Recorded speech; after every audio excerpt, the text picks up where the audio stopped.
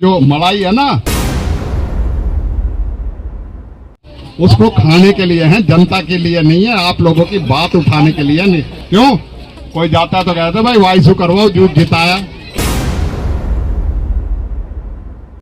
तो भाई हम तो जीते और हारे हमेशा लगे रहे हैं, लेकिन ऊपर वाले ने फैसला ऐसा कर दिया अब की बात लड़ ही ना पाए।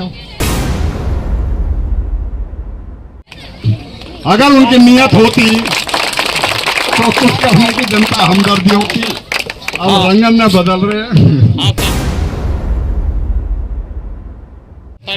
कभी हरे हो रहे हैं, कभी नीले हो रहे हैं।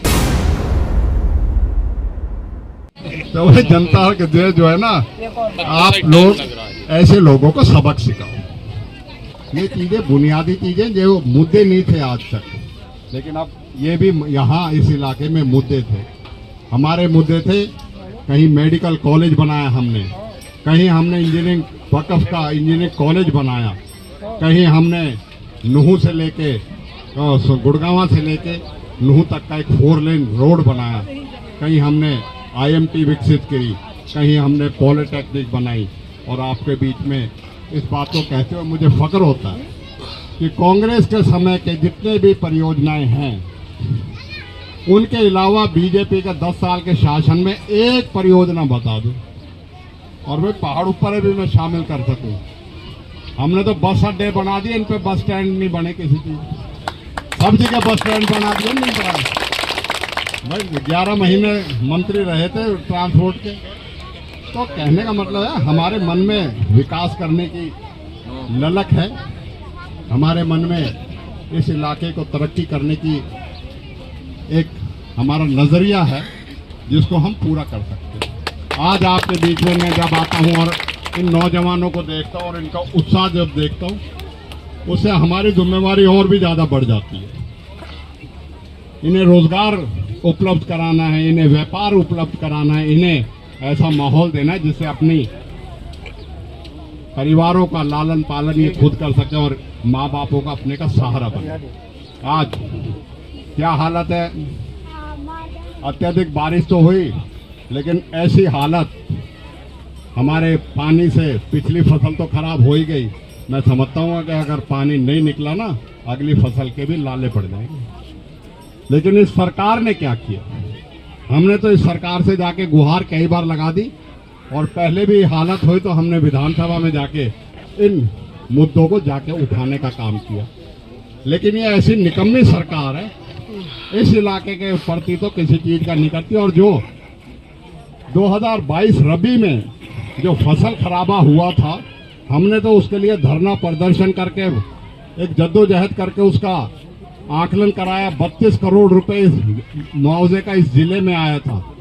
लेकिन शर्म की बात यह है, विधानसभा में बार बार बात उठाने के बावजूद भी 17 करोड़ रुपए तो अगस्त तक इस सरकार ने किसानों को बांटा नहीं था। या आप अंदाजा लगा सकते हो, जो किसान को आया हुआ बजट किसानों का नुकसान के लिए आया, उसे नहीं बांट सके, वो आपका क्या विकास करे?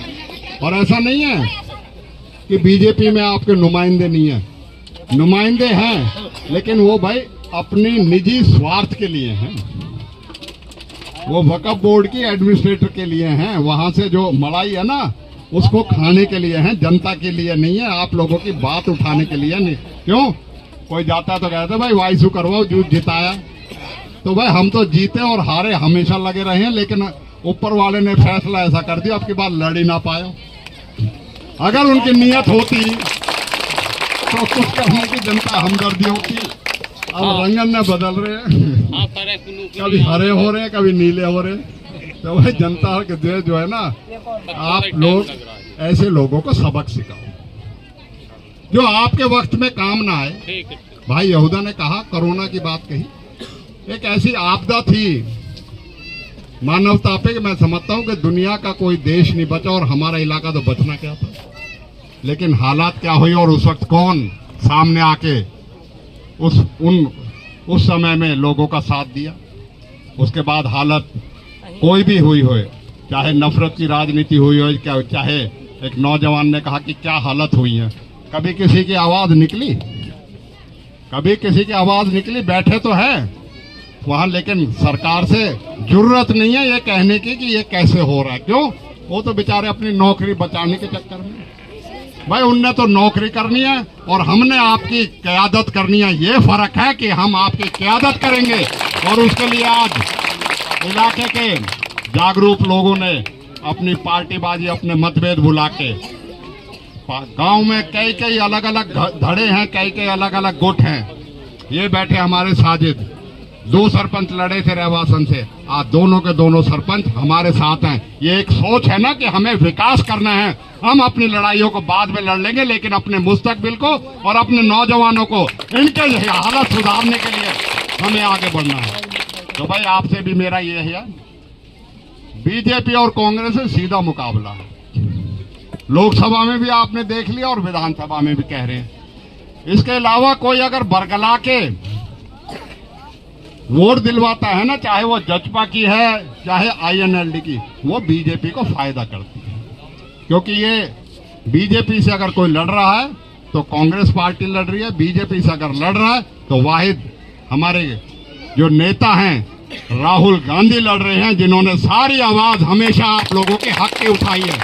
कहीं भी आप लोगों के साथ, चाहे वो अकलियत की बात हो, चाहे हमारे दलितों की बात हो, पिछड़ों की बात हो, या किसी भी समाज के आदमी की बात हो, हमेशा हक बात कहने की हिम्मत हमारे नेता जो हैं वो हमेशा जुटाते हैं और हर एक बात को बड़ी बेबाकी से कहते हैं। और आज यही कारण है भारतीय जनता पार्टी की सरकार डरी हुई है केंद्र की। वो क्यों डरी हुई है? आप लोगों की वोट की ताकत से। मैं तो आपके बीच में एक बात कहूंगा, प्रजातंत्र ने पंडित